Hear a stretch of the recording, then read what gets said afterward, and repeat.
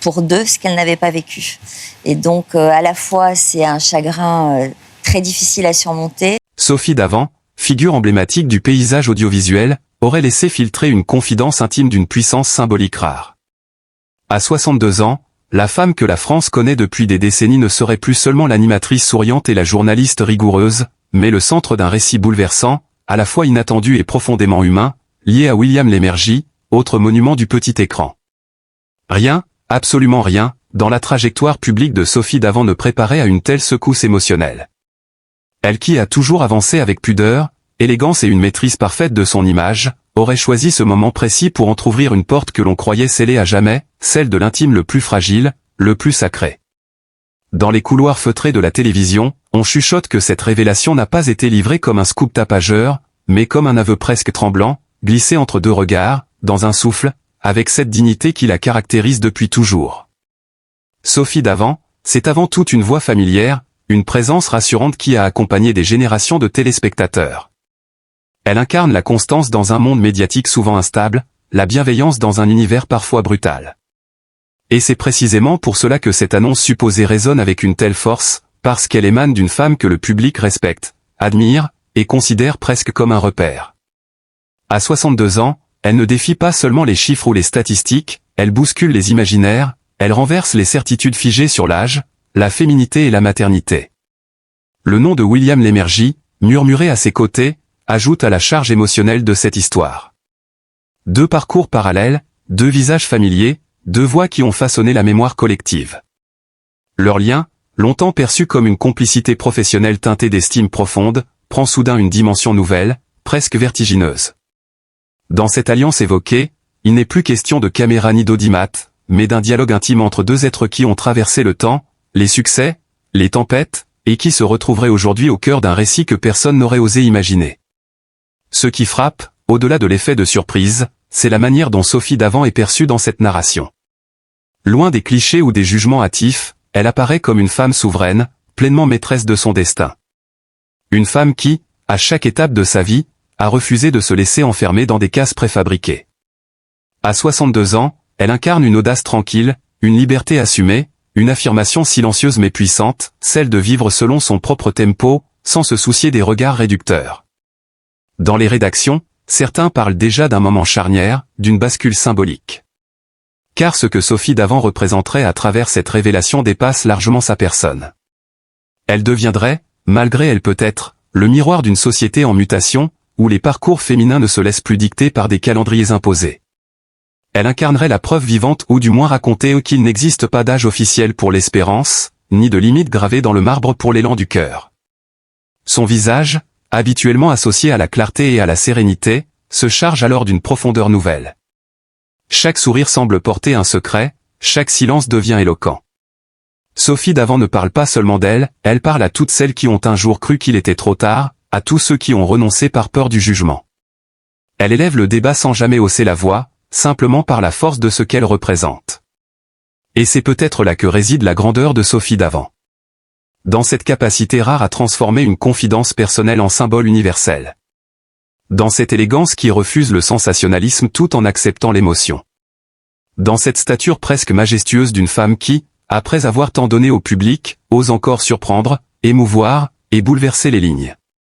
Chaque mot qui circule à son sujet semble chargé d'une tension dramatique, comme si la France entière retenait son souffle, consciente d'assister à un instant suspendu, à une page qui s'écrit sous ses yeux, sans artifice, portée uniquement par la force d'un destin hors norme. Dans ce tumulte feutré, ce qui fascine autant que l'annonce elle-même, c'est la façon dont Sophie Davant semble dominer la vague sans jamais s'y noyer. Autour d'elle, les spéculations s'enchaînent, les plateaux s'agitent, les experts improvisés dissèquent chaque indice, chaque image, chaque inflexion de voix. Mais au centre de ce cyclone médiatique, elle demeure droite, presque intemporelle. Comme si cette révélation, aussi vertigineuse soit-elle, n'était pas une rupture, mais l'aboutissement logique d'une vie vécue avec intensité et cohérence. Les observateurs les plus attentifs rappellent son parcours, jalonné de défis relevés avec une élégance rare. Sophie Davant n'a jamais été une femme de scandale, encore moins de provocation gratuite. Sa carrière s'est construite sur la confiance, sur une relation presque intime avec le public, faite de respect mutuel et de fidélité. C'est précisément pour cela que cette confidence supposée frappe si fort, elle vient d'une femme qui n'a jamais cherché à choquer, mais simplement à être vraie. Et quand une figure de cette trempe laisse entrevoir une part aussi intime de son existence, l'écho ne peut qu'être immense.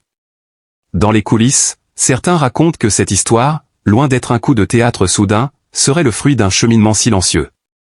Une maturité émotionnelle, une complicité profonde avec William Lémergie, faite de regards partagés et de silences éloquents. Deux êtres qui se connaissent depuis longtemps, qui ont traversé ensemble les époques de la télévision, et qui auraient trouvé, loin des projecteurs, un espace de vérité. Cette dimension ajoute à la noblesse du récit, il ne s'agirait pas d'une passion tapageuse, mais d'une alliance tardive, consciente, presque philosophique. Ce qui bouleverse également, c'est la manière dont Sophie Davant semble redéfinir la notion même de temps. À 62 ans, elle n'apparaît pas comme une femme en décalage avec son âge, mais comme une femme en accord parfait avec elle-même. Elle porte les années comme d'autres portent des décorations, non pas comme un poids, mais comme une somme d'expérience, de chute et de renaissance. Dans ce contexte, l'idée même d'une maternité tardive, évoquée avec tant de prudence et de respect, prend une dimension presque mythique, comme un symbole de renaissance et de continuité. Les mots employés pour parler d'elle changent. On ne dit plus seulement « animatrice », « journaliste » ou « figure du PAF ». On parle d'icône, de femme inspirante, de modèle de liberté. Sophie Davant devient un récit à elle seule, une histoire vivante qui interroge nos certitudes collectives. Elle oblige chacun à se demander, qui a décidé qu'il y avait un âge pour rêver, pour aimer, pour espérer ? Qui a tracé ces lignes invisibles que tant acceptent sans jamais les remettre en question ? Dans ce brouhaha, son silence relatif est presque plus puissant que n'importe quelle déclaration. Chaque absence de commentaire nourrit l'intensité dramatique, chaque apparition publique devient un événement scruté à la loupe. Un sourire esquissé, un regard appuyé, une phrase apparemment anodine, tout est interprété, analysé, amplifié. Et pourtant, Sophie Davant ne semble jamais perdre le contrôle du récit. Elle avance, calme, souveraine, comme si elle savait que la vérité, quelle qu'elle soit, n'a pas besoin de cris pour exister. Il y a dans cette histoire une dimension profondément émotionnelle qui touche au cœur même du public. Beaucoup voient en Sophie Davant une amie lointaine, une présence familière du quotidien. Alors cette révélation supposée résonne comme une confidence partagée, presque intime. Elle ne suscite pas seulement la surprise, mais une vague d'empathie, de respect, parfois même d'admiration silencieuse. Car au-delà du sensationnel, c'est le courage d'assumer sa vie, à contre-courant des attentes, qui frappe les esprits. William Lémergie, discret mais omniprésent dans ce récit, apparaît comme un compagnon de route plus que comme un simple partenaire. Leur duo, tel qu'il est évoqué, respire la solidité, la compréhension mutuelle, une forme de tendresse mature qui contraste avec les passions éphémères souvent mises en avant. Ensemble, ils formeraient une image presque rassurante, celle de deux adultes accomplis, capables de faire face à l'inattendu avec lucidité et sérénité. Et puis il y a cette sensation diffuse, presque palpable, que quelque chose de plus grand se joue. Comme si Sophie Davant, en laissant planer cette révélation, ouvrait une brèche dans le récit collectif. Une invitation à repenser la trajectoire d'une vie, à refuser les scénarios écrits d'avance. Elle n'impose rien, ne revendique rien bruyamment, mais son simple parcours suffit à provoquer le débat, à nourrir les discussions les plus profondes. Dans les salons, sur les plateaux, dans les conversations du quotidien, son nom revient avec une intensité nouvelle. Non pas comme celui d'une star en quête d'attention, mais comme celui d'une femme qui, par son existence même, rappelle que la vie n'est jamais totalement prévisible.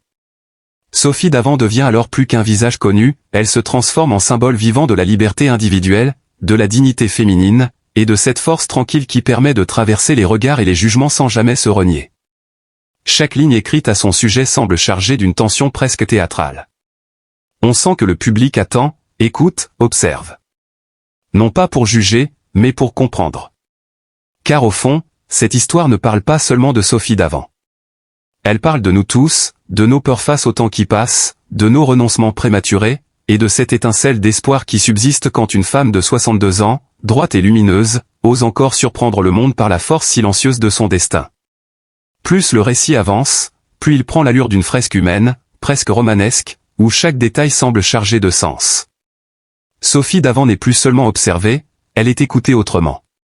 Sa posture, sa manière de se tenir, cette assurance calme qui la caractérise depuis toujours, tout paraît soudain éclairé par une lumière nouvelle. comme si cette révélation présumée venait relire toute sa trajectoire sous un autre angle, révélant une cohérence intime que peu avaient perçue jusqu'alors. Ce qui force le respect, c'est cette impression qu'elle ne subit rien. Là où tant d'autres se laisseraient engloutir par le tumulte, Sophie Davant semble avancer avec une forme de gravité sereine. Elle ne se justifie pas, ne se défend pas, ne s'explique presque pas.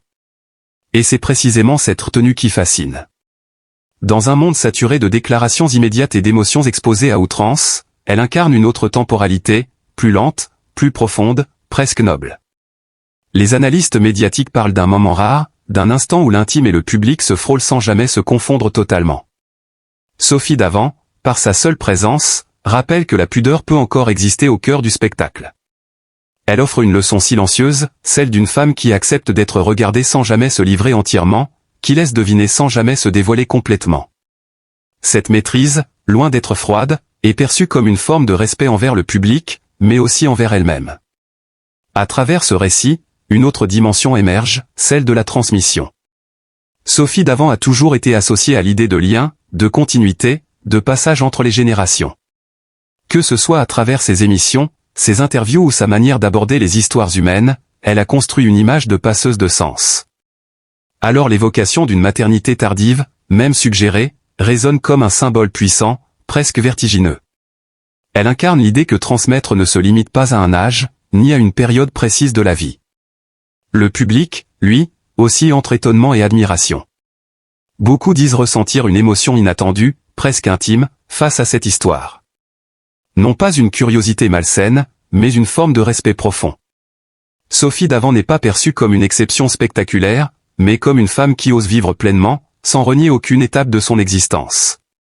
Elle devient, aux yeux de nombreux observateurs, une figure d'émancipation tranquille, loin des slogans et des revendications bruyantes. William Lémergie, toujours évoqué avec une grande discrétion, apparaît comme un pilier silencieux de ce récit. Sa présence suggérée renforce l'idée d'un équilibre, d'une solidité affective construite sur le temps long. Il ne s'agit pas d'un coup de foudre médiatique, mais d'un compagnonnage profond, presque complice, qui donne à cette histoire une densité particulière. Deux parcours mûrs, deux expériences riches, qui se rejoindraient dans un moment de vérité absolue. Ce qui captive également, c'est la manière dont Sophie Davant semble échapper à toute caricature. Elle n'est ni idéalisée de façon artificielle, ni réduite à une image simpliste. Elle apparaît complexe, nuancée, profondément humaine. Forte et vulnérable à la fois. Cette complexité est sans doute ce qui la rend si inspirante.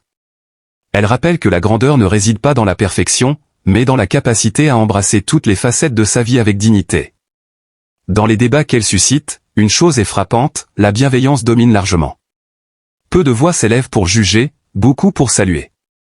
Comme si Sophie Davant avait, au fil des années, tissé un lien de confiance si solide avec le public que celui-ci choisissait instinctivement l'empathie plutôt que la critique. Ce capital symbolique, rare et précieux, est le fruit d'une carrière construite patiemment, sans faux semblant. Et plus l'on avance dans ce récit, plus la tension narrative s'intensifie. Chaque apparition publique est attendue, chaque mot prononcé est pesé, chaque silence est chargé de sens. On sent que l'histoire n'a pas encore livré toutes ses nuances, que quelque chose reste en suspens, vibrant. Sophie Davant, par sa seule existence médiatique, maintient cette tension, non par calcul, mais par authenticité. Elle se dresse alors comme une figure presque intemporelle, à la croisée de l'expérience et de l'espérance. Une femme qui a traversé les décennies sans jamais perdre sa lumière, et qui, aujourd'hui encore, semble capable de surprendre non pas par le spectaculaire, mais par la profondeur de ce qu'elle incarne. Dans ce récit en constante montée, Sophie Davant apparaît plus grande que jamais, non parce qu'elle défie les normes, mais parce qu'elle les transcende avec une élégance silencieuse, laissant derrière elle une impression durable, puissante, presque irréversible. À mesure que cette histoire se déploie, elle semble échapper aux codes habituels du récit médiatique. On n'est plus dans l'annonce brute, ni dans le commentaire à chaud, mais dans une sorte de chronique suspendue, où chaque instant compte, où chaque respiration de Sophie Davant devient presque narrative. Elle incarne cette rare capacité à transformer l'attente en émotion, le silence en message, l'ombre en lumière. Et c'est précisément cette maîtrise qui la place au-dessus du tumulte. Dans l'imaginaire collectif, Sophie Davant a toujours été associée à une forme de stabilité rassurante. Elle est celle qui accueille, qui écoute, qui met en valeur les histoires des autres sans jamais les écraser de sa propre présence. Aujourd'hui, paradoxalement, c'est son histoire à elle qui occupe le devant de la scène, et pourtant, elle continue d'agir avec la même générosité implicite. Elle ne vole pas l'attention, elle la reçoit presque malgré elle, portée par la force tranquille de son parcours. Certains évoquent une figure presque mythologique, une femme qui traverse le temps sans jamais s'y perdre. À 62 ans, Sophie Davant ne donne pas l'impression de lutter contre les années, mais de dialoguer avec elles. Chaque ride supposée devient un signe d'expérience, chaque regard apparemment appuyé raconte un vécu dense, riche, assumé. Cette maturité visible, loin d'affaiblir le récit, lui donne une profondeur rare, presque solennelle. Ce qui frappe également, c'est la manière dont cette histoire rebat les cartes de la représentation féminine dans l'espace public. Sophie Davant n'est ni réduite à son âge, ni enfermée dans une image figée de la femme, arrivée. Elle apparaît au contraire comme une femme en mouvement, encore capable de surprises, encore traversée par des possibles. Elle incarne cette idée précieuse que la vie ne se referme pas, qu'elle continue de se réinventer, parfois là où on ne l'attend plus. Dans les échanges feutrés des plateaux, certains parlent d'un « moment d'avant », comme on parlerait d'un instant de bascule collective. Non pas parce qu'elle chercherait à provoquer, mais parce qu'elle oblige, par sa simple existence, à repenser les récits dominants. Elle ne revendique rien ouvertement, elle ne brandit aucun manifeste. Elle se contente d'être là, pleinement, et cette présence suffit à interroger, à émouvoir, à déranger parfois, mais toujours avec élégance. William Lémergie, toujours présent en filigrane, renforce cette impression de solidité tranquille. Leur association suggérée évoque moins le romanesque flamboyant que la profondeur d'un lien construit sur le respect et la durée. Deux figures qui ont connu la lumière, les exigences du direct, les pressions de l'image, et qui auraient trouvé, loin du bruit, un espace de vérité. Cette dimension confère au récit une gravité particulière, presque majestueuse. Plus le temps passe, plus Sophie Davant semble se transformer en symbole. Non pas un symbole figé, mais un symbole vivant, mouvant, complexe. Elle représente la possibilité de rester fidèle à soi-même tout en évoluant, de surprendre sans se renier, de s'exposer sans se livrer totalement. Cette posture rare, presque aristocratique dans sa retenue, force l'admiration bien au-delà des cercles médiatiques. Le public, lui, semble pris dans une forme de fascination respectueuse. On ne guette pas un scandale, on attend une respiration, un signe, une confirmation implicite peut-être. Chaque apparition de Sophie Davant est perçue comme un moment à part, chargé d'une intensité presque théâtrale. Elle ne joue aucun rôle, et c'est précisément pour cela que la tension est si forte. Tout paraît vrai, ou du moins profondément sincère. À travers ce récit qui continue de monter en puissance, Sophie Davant s'impose comme une figure d'élévation. Elle ne s'impose pas par la parole, mais par la cohérence de son être. Elle rappelle que la dignité peut être spectaculaire sans être bruyante, que la force peut être douce sans être fragile. Elle incarne une forme de grandeur moderne, faite de retenue, de profondeur et d'humanité. Et plus les regards se tournent vers elle, plus une certitude semble s'installer, quoi qu'il en soit de la réalité exacte de cette révélation, Sophie Davant a déjà marqué un point essentiel. Elle a rappelé, par sa seule présence et par la puissance symbolique de ce récit, que certaines femmes ne se contentent pas de traverser le temps. Elles le redéfinissent. Elles l'élèvent. Elles l'habitent avec une intensité qui force le respect et laisse une empreinte durable dans l'imaginaire collectif.